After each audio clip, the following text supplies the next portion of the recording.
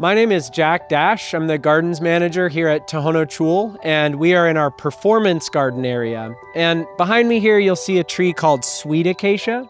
Sweet Acacia, or Vachellia farnesiana, is a species that can be found from the borderlands of Arizona and Sonora, east through Texas, and down south into Mexico.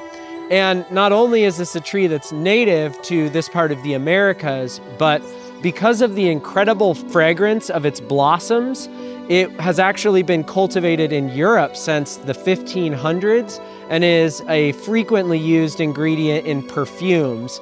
And so that name, Sweet Acacia, is a reflection of the incredible smell of those blossoms that are sort of a gold globe in the springtime.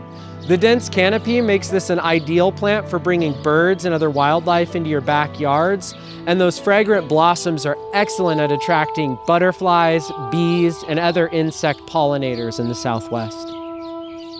So this is a drought-tolerant tree that can grow completely fine on its own near roadsides or on rocky slopes close to the Arizona-Sonora border.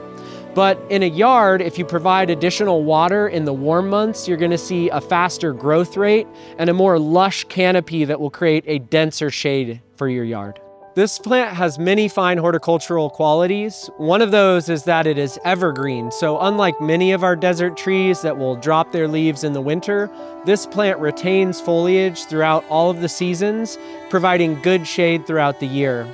Additionally, it's one of our faster growing native plants. It can reach heights of 25 or even 30 feet with a beautiful umbrella-shaped canopy.